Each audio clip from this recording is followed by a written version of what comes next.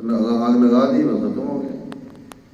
ہم کہتے ہیں نہیں، یہ تو انتقال ہے، جیسا ہم اعلان بھی کرتے ہیں قضاء الہی سے انتقال کر کے، رضا الہی سے انتقال کر کے۔ انتقال کا مطلب یہی کہ اب دنیا سے قبر کی طرف منتقل ہو گئے، وہاں سے آگے پھر آخرت کی مناظر شروع ہو گئی۔ حضرت عثمان غنی رضی اللہ تعالیٰ عنہ مدینہ منورہ جنت البقیع قبرستان میں ان کی قبر ہے، تو وہ ان کے بارے میں آتا ہے کہ وہ جب قبر پر بیٹھتے تھے روتے تھے۔ حالانکہ عثمان وہ تھے کہ جن کو اللہ کے نبی نے کئی مرتبہ جنت کی بشارت دی، جنت کی خوشخبری دی، لیکن اس کے باوجود جب قبر پر بیٹھے تو روتے رہتے۔ کسی نے کہا حضرت خیریت؟ فرمایا یہ آخرت کی منازل میں سے پہلی منزل ہے، اگر یہاں انسان کامیاب ہو گیا تو آگے بھی کامیاب ہے، اور اگر یہاں خدا نخواستہ پکڑ ہو گئی تو آگے کیا بنے گا؟ تو اس لیے انسان کو قبر سامنے رکھ کے زندگی گزارنی چاہیے۔ اولاً تو انسان گناہوں سے بچے، اگر خدا نخواستہ کوئی گناہ ہو جائے اللہ سے توبہ استغفار کرے۔ آج ہمارے مسلمان بھائی بیچارے ہم سب پتہ نہیں کہاں کہاں جا رہے ہیں، انسان کے ذہن کے اندر کیا ہے کیا نہیں ہے، خاص طور پر مالی معاملات میں ہم زیرو ہیں، پیسہ لے لیا واپس کرنے کا نام ہی نہیں، کیسے لینا جیسے مرضی لے لو، وہ کیا کرنا ہے لے کر، اللہ کے سامنے نہیں جانا۔ یاد رکھو جب انسان فوت ہوتا ہے، ہم سب یہ سنتے ہیں اور ہے حقیقت ہے، تو قبر میں دو طرح کے فرشتے آتے ہیں، عام لوگوں نے اس کا نام یاد کیا منکر نکیر۔ منکر نکیر بھی ہے اور مبشر بشیر بھی ہے۔ منکر نکیر وہ فرشتے ہیں کہ اللہ نہ کرے خدا نہ خواستہ اگر میت کو سوالوں کے جواب نہیں آتے تو وہ اس کو جہنم میں لے جاتے ہیں۔ مبشر بشیر یہ وہ فرشتے ہیں کہ اگر میت سے سوال کرتے ہیں ان کو جواب آ جاتے ہیں تو ان کے لیے اس کے لیے جنت کی طرف ایک کھڑکی کھول دیتے ہیں۔ وہ قبر میں بیٹھ کر چور ماجرہ قبرستان کی قبر میں بیٹھ کر جنت کے نظارے کرتا ہے، اللہ اس کو کراتے ہیں، اور اس طرح وہ مگن ہو جائے گا۔ اللہ ہم سب کو، شوکت صاحب کو، ہم سب کو نصیب فرمائے۔ اس کی کتنے سال گزر جائیں گے پتہ بھی نہیں چلے گا، بلکہ جب قیامت آئے گی تو جب اس کو اٹھایا جائے گا تو اس ٹائم کہے گا مجھے کیوں اٹھایا، میں تو بڑا آرام کر رہا تھا۔ دیکھنے والے کہتے ہیں کہ اب اس کو دفنا دیا ختم ہو گیا، لیکن وہ مالک سے نہیں، اب اس کی زندگی شروع ہو گئی۔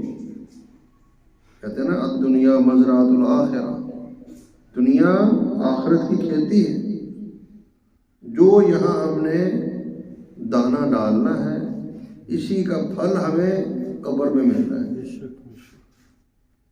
اگر یہاں گندم کا دانہ ہے تو وہاں گندم، چاول ہے تو وہاں چاول۔ اچھا اگر دانہ نہیں ڈالیں گے پھر کیا ہوگا؟ اس کی آسان سی مثال، آپ کسی کھیت میں جائیں، وہاں زمیندار اگر کوئی بیج ڈالتا ہے تو اس کو پھل ملتا ہے، اگر ایک دفعہ زمیندار بیج نہ ڈالے تو اگنا پھر بھی کچھ نہ کچھ ہے، لیکن کیا گھاس پھوس، وہ کسی کام کا نہیں ہوگا، اس سے سارا وہ زمین پر جائے گی۔ تو بہرحال انسان نے قبر میں جانا ہے اور سوال جواب کیا ہونے ہیں؟ مر رب ہوگا، تیرا رب کون ہے؟ اب یہ آسان سا سوال ہے، لیکن وہاں پر اس کا جواب اس سے ہی آئے گا جس کا اللہ کے ساتھ تعلق ہو۔ اللہ پاک اس کے دل میں موجود ہوں گے، محبت ہوگی۔ ربک، رب کون ہے؟ اللہ ربی، اللہ میرا رب ہے، یا ربی اللہ، یا اللہ ربنا، کوئی بھی لفظ عربی کا ہو مفہوم یہ ہو کہ میرا رب کون ہے؟ اللہ ہے۔ کہتے ہیں نا کہ آدمی جو ہے اس کا جو دل ہے یہ فوم کی طرح ہے۔ فوم آپ اس کو پانی میں بھگو کر نچوڑیں گے تو اندر سے کیا نکلے گا؟ پانی نکلے گا۔ آپ اس کو دودھ میں بھگو رہے ہیں اور جب نچوڑے تو کیا نکلے گا؟ دودھ نکلے گا۔ تو اس دل کے اندر اگر تو اللہ کی ذات موجود ہے، اللہ کا نام موجود ہے، تو جب اس کو نچوڑا جائے گا تو پھر اس میں سے کیا نکلے گا؟ اللہ۔ پھر اللہ اس کو کلمہ نصیب کر دیں گے انشاءاللہ۔ اور اگر دل میں کچھ اور ہوا، جب اس کو نچوڑا جا رہا ہوگا تو زبان پر بھی وہی آئے گا۔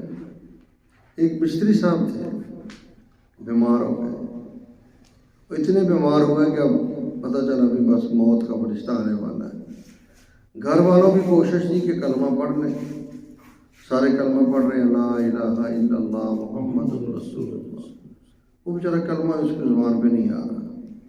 اسی دوران کہتے ہیں کہ اس کے ساتھ کام کرنے والا ایک مزدور تھا، وہ جب گھر آیا تو اس نے پوچھا یار یہ پریشانی، کہتے پیچھے ہٹ جاؤ، سارے پیچھے ہٹ گئے۔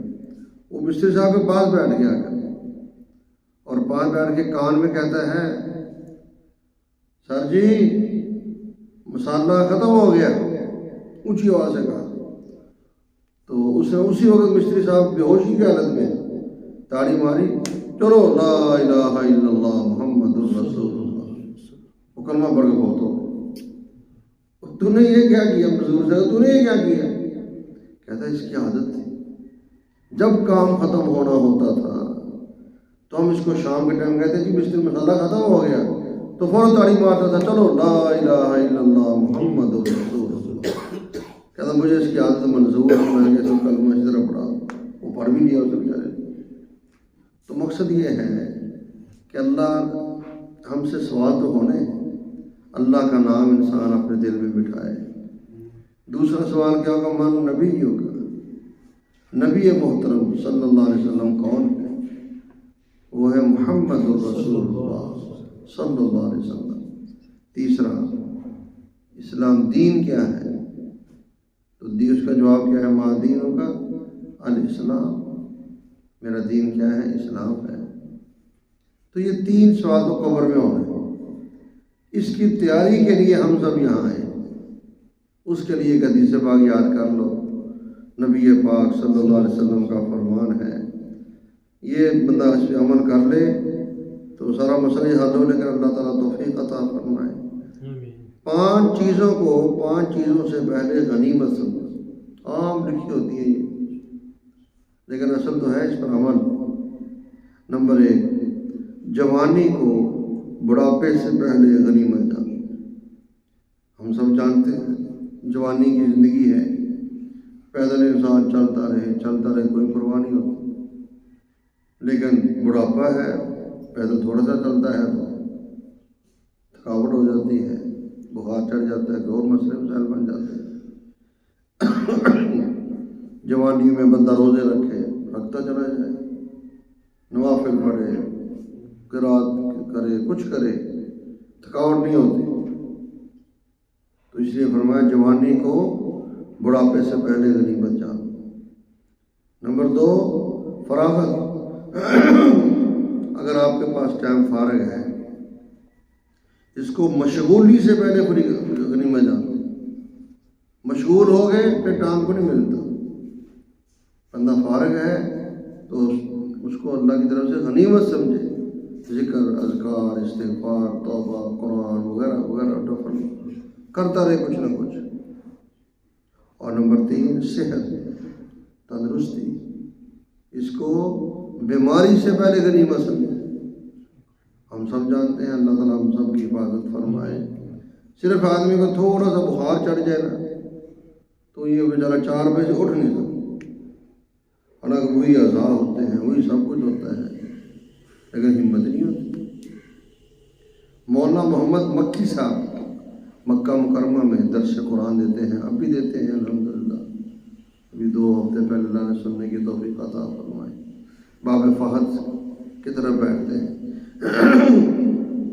فرما رہے تھے کہ میں اتنا بیمار ہو گیا کہ 4 پائی سے اٹھ کے باتھ روم تک نہیں جا سکتا، پریشان تھا، دوائی کھا رہے ہیں، سب کچھ کر رہے ہیں۔ مولانا محمد موسیٰ روحانی بازی رحمۃ اللہ علیہ، ہمارے استاد محترم جن سے ہم نے ترمذی شریف پڑھی، جامعہ شریف کے لاہور کے کاتب حدیث، ہر سال حج کرتے تھے، اللہ ان کو کراتا تھا۔ تو وہاں گئے تو پتہ چلا مکی صاحب درس نہیں دے رہے، کہاں ہیں؟ گھر میں، بیمار ہیں۔ گھر چلے گئے، جا کے پتہ چلا تو چادر پہ لیٹے ہوئے ہیں، حضرت بیٹھ کے پاس کرسی پر، تو دیکھا حضرت کیا ہوا؟ کہتے ہیں پتہ نہیں یار، بس دروازہ بند کرا دو، دروازہ بند کر دو۔ کہتے ہیں مولانا موسیٰ صاحب روحانی بازی رحمۃ اللہ علیہ نے میرے قریب بیٹھ کر پونا گھنٹہ پڑھا، کیا پڑھا ان کو پتہ ہے۔ کہتے بعد میں مجھے پانی پلایا تو مجھے کہا جی اب اٹھو۔ کہتے ہیں حضرت میں کہاں اٹھا؟ نہیں اٹھے، اٹھنا پڑے گا۔ کہتے مجھے پانی دیا، میں نے پیا، پھر مجھے سہارے سے اٹھایا۔ میں کہتے خود بڑا خوش ہو رہا تھا یار، میں اٹھ رہا ہوں۔ کہتے مجھے بٹھایا، پھر تھوڑی دیر بعد کہتے پاؤں پہ اپنا وزن تو کھڑے ہو جاؤ، میں آپ کے پاس ہوں۔ کہتے جب مجھے کھڑا کر دیا، پھر مجھے چلایا، کمرے میں واش روم تھا، تو مجھے کہا چل کے جاؤ۔ کہتے نہیں، کہتے میں چلو میں لے کے جاتا ہوں۔ 3-4 لوگوں کو خود لے کے کہتا خود چلو۔ کہتے میں جب خود چلنا شروع ہوا، 2 قدم اٹھائے تو میں اتنا خوش تھا، یا اللہ میں تو اٹھ نہیں سکتا تھا۔ کہتے آپ کو بیماری تھی نہیں، آپ بیماری کا علاج کر رہے تھے، بیماری تھی نہیں، آپ پہ تو جادو کیا گیا، اور اس طرح کا جادو کیا ہوا تھا کہ آپ کو لٹا دیا اور شاید آگے تک پہنچ جاتا۔ اللہ تعالیٰ ہم سب کی حفاظت کرے، ایسا بھی ہوتا ہے۔ تو بہرحال انسان جب بیمار ہوتا ہے تو چلنے پھرنے کے قابل نہیں ہوتا، اس لیے فرمایا کہ صحت کو بیماری سے پہلے غنیمت جانا۔ آگے فرمایا مالدار، اللہ نے آپ کو کچھ دیا ہوا ہے، اس کو فقر و فاقہ سے پہلے غنیمت جانا۔ کل آدمی خرچ کرنا چاہے گا لیکن پلے کچھ ہے نہیں، کیا کرے؟ خلیفہ منصور گزرے ہیں، ان کے پاس ایک ان کے وزیر تھے، ان سے کہا یار مجھے کوئی بات سناؤ، نصیحت کرو، بات کو سننا پڑے گا غور سے۔ کہتے ہیں حضرت کانوں سنی بات سناؤ یا آنکھوں دیکھی بات سناؤ؟ کہتے ہیں یہ آنکھوں دیکھی بات سناؤ، جو آنکھوں سے دیکھی۔ کہتے ہیں جی عمر بن عبدالعزیز ایک بادشاہ گزرا ہے، تو جب وہ فوت ہوا تو اس کا جو وراثت تھی وہ کتنی تھی؟ 18 دینار۔ کتنی تھی؟ 18 دینار بس۔ کہتے ہیں 5 دینار ان کے کفن میں لگ گئے اور 4 میں ان کی قبر وغیرہ سارا خرچہ ہو گیا، 9 باقی بچ گئے۔ تو عمر بن عبدالعزیز رحمۃ اللہ علیہ کے 11 بیٹے تھے، وہ 9 جو تھے 9 دینار ان کے بچوں میں تقسیم کر دیے، ایک دینار بھی نہیں آیا، وہ تو 9 تھے، بچے 11 تھے۔ لیکن توجہ کر، کہتے ہیں کہ ایک اور بادشاہ تھا ہشام بن عبد المالک، وہ مالدار تھا، اس کے 11 بیٹے تھے اور اس کے ہر بچے کو 10-10 لاکھ دینار ترکہ ملا وراثت، 10-10 لاکھ۔ کہتے ہیں لیکن میں نے اپنی آنکھوں سے دیکھا، عمر بن عبدالعزیز رحمۃ اللہ علیہ ان کی اولاد اتنی دیندار تھی کہ میں نے اپنی آنکھوں سے دیکھا، ایک وقت آیا ان کا ایک بیٹا جہاد کے لیے 100 گھوڑا مجاہدین کو دے رہا تھا اللہ کے راستے میں، باپ کی طرف سے 1 دینار ملا وراثت، لیکن اللہ نے اتنا نوازا چونکہ اندر دینداری ہے، محنت، سب کچھ، 100 گھوڑا جو بندہ دے رہا ہے تو ظاہری بات ہے خود کی طرح مال اس کے پاس ہو۔ کہتا لیکن ہشام بن عبد المالک جس نے اپنے بچوں کو، جس کی وراثت بچوں کو 10-10 لاکھ دینار ملی، کہتے میں نے خود اپنی آنکھوں سے دیکھا کہ اس کا بیٹا تھا اور وہ بازاروں میں بھیک مانگ رہا تھا۔ تو مقصد کیا ہے؟ انسان دنیا کے پیچھے جاتا ہے، کوئی پتہ نہیں۔ تو میں عرض کیا کر رہا تھا، نمبر 1 جوانی کو بڑھاپے سے پہلے، نمبر 2 فراغت کو مشغولی سے پہلے، نمبر 3 صحت تندرستی بیماری سے پہلے، زندگی مالداری کو فقر و فاقہ سے پہلے، اور نمبر 5 زندگی موت سے پہلے۔ ابھی ہم سب بیٹھے ہیں اور ایک ایک لمحہ ہمارا کروڑوں روپے سے قیمتی، ہم کلمہ پڑھ لیں، توبہ کر لیں، استغفار کر لیں، جو کچھ ہم کر سکتے کر لیں۔ جیسے حدیث پاک میں آتا ہے نا، اللہم اغفر للمؤمنین والمؤمنات والمسلمین والمسلمات، یہ جملہ بندہ پڑھ لے، پوری دنیا کے مسلمانوں کے برابر اللہ اس کو نیکی عطا کر دیتا۔ پوری دنیا کے، آج کے نہیں، آدم علیہ السلام سے لے کر اربوں خربوں نے کیا ایک لفظ پر، تو اس میں کیا ہے؟ ایسے بندہ اللہ سے دعا اپنے لفظوں میں کہتے، یا اللہ ساری دنیا کے مسلمانوں کی بخشش فرما، چاہیے یہ ترجمہ ہے۔ یعنی ایک منٹ میں، چند سیکنڈ میں ہم اربوں خربوں نیکیاں لینا چاہیں تو لے سکتے۔ آخری بات، جب قیامت آئے گی اللہ ہم سب کے ساتھ آسانی کا معاملہ فرمائے، وہاں پھر ہم سے 5 سوال ہونے ہیں۔ یہی جو حدیث پاک ہے نا، غنیمت جانو، ان کے بارے میں وہاں پھر سوال بھی ہونا ہے۔ پہلا سوال، جوانی کیسے گزاری؟ وہاں پھر جواب دینا پڑے گا کہ جوانی فیصلہ آباد میں گزاری، لاہور میں گزاری، یہ نہیں مطلب ہوگا۔ مطلب ہے کن کاموں میں گزاری، کیا کرتے رہے جوانی میں؟ کہتے نا، در جوانی توبہ کردن شیوائے پیمبری، جوانی میں توبہ کرنا یہ انبیاء کا شیوا ہے، معمولی بات نہیں۔ نمبر 2، مال کہاں سے کمایا؟ یہ جو ہم پیسہ کما رہے ہیں، کہاں سے کمایا؟ صرف کمانا یہ کوئی مقصد نہیں ہے، رزق حلال کمانا مقصد ہے۔ کافر مسلمان کا یہی فرق ہے۔ کافر وہ کہتا ہے پیسہ اکٹھا کرو، مسلمان کہتے ہیں نہیں، حلال کا، حلال کا ہوگا اس میں اللہ کی طرف سے برکتیں ہوں، حلال نہیں ہوگا اس میں برکتیں ہوگی۔ اور اس طرح کی 20 مثالیں ہمارے سامنے، تھوڑا ہو رزق حلال ہو اللہ پاک اس میں برکتیں عطا کر دے، اور حرام کا زیادہ ہو کوئی فائدہ نہیں ہوگا۔ اس لیے پیسہ کہاں سے کمایا؟ رزق حلال۔ اور یاد رکھو، ہم اپنے بچوں کو، اپنے رشتہ داروں کو، بہن بھائیوں کو حلال کھلائیں گے تو ثواب ملے گا، اگر ہم ان کو حرام کمائیں گے کچھ نہیں ملے گا، گناہ ملے گا۔ یہ مت پتہ سوچے میں حرام کماتا ہوں، چلو میں غریبوں پہ خرچ کروں گا، فلاں کو فلاں، کوئی فائدہ نہیں۔ اور یہ حدیث پاک میں اللہ پاک حرام مال کو قبول نہیں کرتا۔ تو مال کہاں سے کمایا؟ آگے پھر مال کہاں خرچ کیا؟ یہ بھی سوال ہونا ہے کہ کن کاموں پہ پیسہ خرچ کرتے تھے۔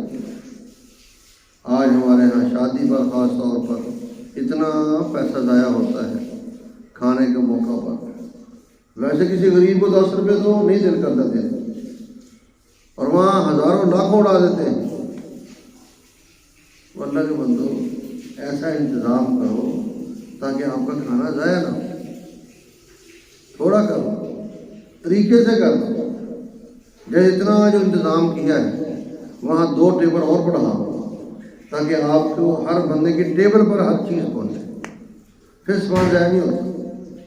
جب کھڑے کھڑے جا کے ڈالنا ہوتا تو ہر بندہ کہتا پلیٹ بھر لو، پارٹی کرنی بدل کی کرنی، تو یہ غلط ہے۔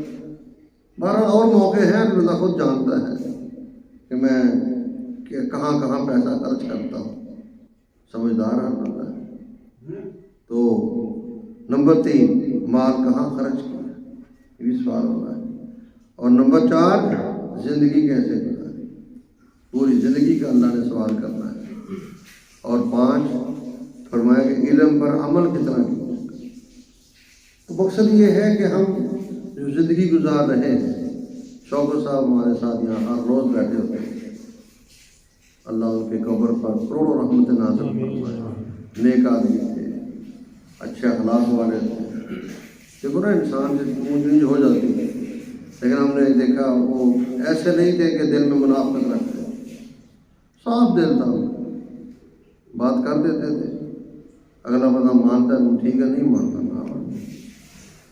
تو بڑی اچھی زندگی گزار کے گئے ہیں، تندرستی میں چلے گئے، عشاء کی نماز پڑھ کے گئے ہیں یہاں سے، آپ سب کہتے ہیں، اور فجر کی نماز سے پہلے اللہ کو پیارے ہو گئے۔ تو محتاج کی بہت بڑی چیز ہوتی ہے آج کے دور میں، اللہ ہم سب کی حفاظت فرمائے۔ یہاں پر بڑی برے کا واقعہ ہے، ایک آدمی تھا، اللہ تعالیٰ بس رحم فرمائے، اس کی روح نہیں نکل رہی تھی، چارپائی پہ اس کو لٹایا تھا، لکڑی کی چارپائی تھی، چارپائی ٹوٹ گئی تھی، غریب گھرانہ تھا، انہوں نے ان کو اٹھا کے کھیس کے ساتھ جیسا دوسری چارپائی پہ رکھا، اتنا زور لگ رہا تھا وہ بھی ٹوٹ گئی، مجبوراً زمین پہ لٹانا پڑا، زمین پہ لٹایا تو وہاں کہتے پھر وہ بیچارہ ایڑیاں رگڑ رگڑ کر اس کی ایسے روح نکلی، اللہ معاف فرمائے۔ تو یہ بھی اللہ کی طرف سے ایک انعام ہوتا ہے، ایسے آدمی ہاتھوں میں چلا جاتا ہے، یہ قرآن پاک میں آتا ہے، جو نیک آدمی ہیں ان کی روح اللہ ایسے نکالتا ہے جیسے وہ کیا کہتے ہیں، حدیث پاک کا ترجمہ ہے کہ آٹے سے باہر نکالا جاتا ہے، پتہ ہی نہیں چلتا، وہ یار ہوں ایسے اتار جاؤ لمبا پیاس نہیں آ جاتا، پتہ ہی۔ اور کافر اللہ حفاظت فرمائے، معاف فرمائے، جیسے کبھی آپ نے دیکھا روئی ہو نا، روئی اس میں ایک پڑی ہو کانٹوں والی، یہ کیا کہتے ہیں شاخ، ٹہنی، اس میں کانٹے ہوں، اوپر روئی آگے، اب اس کو جب ٹہنی کو آپ نکالیں تو روئی کا کیا حال کر دیں، اس طرح کہتے ہیں جو کافر ہوتا ہے اس کی روح ایسے نکالی جاتی ہے۔ تو کہتے ہیں جس کی زندگی اچھی اس کی موت اچھی، جس کی موت اچھی اس کی قبر اچھی، جس کی قبر اچھی اس کی آخرت اچھی۔ تو اصل بات پھر زندگی پہ آتی ہے کہ انسان اپنی زندگی کو اچھا بنا دے، خاص طور پر کسی کو دھوکہ نہ دے، فراڈ نہ کرے، دو نمبری نہ کرے۔ آج اللہ ہم سب کو معاف فرمائے۔ کل پڑھ رہا تھا کہ جس ملک میں خالص چیز کوئی نہیں ملتی وہاں ہر بندہ ہی عاشق رسول ہے۔ ہماری یہی عادت ہے، یہاں کچھ چیز خالص علاج کرنے جاؤ ملے گی، سوال پیدا نہیں ہوتا، لیکن ہر بندہ عاشق رسول ہے۔ وہ عشق رسول کی چیز کا نام ہے، دھوکے کا نام ہے استغفر اللہ۔ عشق رسول تو یہ ہے کہ آپ دکان پہ سب سے بہترین سودا، پیسہ بڑھا دو، قیمت زیادہ لے لو، لیکن دھوکہ نہ دو۔ آج میڈیکل اسٹور میں جو ہو بڑی بڑی دوائیاں 2 نمبر، قاتل بنے ہوئے، قاتل، جو میڈیکل اسٹور والا 2 نمبر دوائی بیچتا ہے در حقیقت وہ انسانیت کو قتل کر رہا ہے۔ یہ تو اللہ کے ہاں فیصلے ہونے ہیں۔ میرا ایک دوست تھا، ریٹائر ہوا تھا ایئر فورس سے، اس نے میڈیکل اسٹور بنایا تھا، اس کا شعبہ بھی یہی تھا، سال بعد اسٹور بند کر دیا، اس نے کپڑے کی دکان ڈال دی۔ میں کہا یہ کیا کیا؟ کہتا کر صاحب ہم سے اپنے ہاتھوں سے بندے قتل نہیں ہوتے۔ میں کہا کیا مطلب؟ کہتا پوری مارکیٹ میں 2 نمبری چلتی ہے، ایک گولی 300 روپے کی ہے، کہتا اس کی 2 نمبری آئی ہوئی ہے، وہ 10 روپے کی گولی ہے، اور بالکل وہی ہے، اوپر سے پنا پنا، اندر کچھ نہیں، اندر مٹی ہے، اور اب وہ 10 والی 300 بیچتے ہیں۔ کہتا جو نہیں بیچتے جنازہ ٹھیکیدار جا رہا ہے، انہیں جنازہ جانا ہے، تانے مارتے۔ اب ایک آدمی کو ڈاکٹر دوائی لکھ کے دیے 300 والی، وہ کھائے گا تو اس کو آرام آئے گا بیچارے، ہم اس کو 10 والی دوائی دے رہے ہیں فضول، اس کو تو آرام نہیں آنا۔ ڈاکٹر کیا کرے گا؟ اس کی دوائی اور بڑھا دے گا، وہ تو جا کے پھیپھڑوں کو پڑ جائے گی، اندر جگر کو کسی اور چیز کو ڈیمیج کر دے گا۔ ذریعہ کون بنا؟ یہ میڈیکل اسٹور کا مالک ہے۔ اس لیے اللہ معاف فرمائے، زندگی کو ہمیں صحیح کرنا چاہیے۔ ابھی ہم دعا کرتے ہیں، 1 دفعہ سورہ فاتحہ، 3 دفعہ سورہ اخلاص پڑھیں، شوکت صاحب کو سالہ ثواب کی نیت سے۔ اعوذ باللہ من الشیطان الرجیم، بسم اللہ الرحمن الرحیم، الحمد للہ رب العالمین، الرحمن الرحیم، ایاک نعبد و ایاک نستعین، اہدنا الصراط المستقیم، صراط الذین انعمت علیہم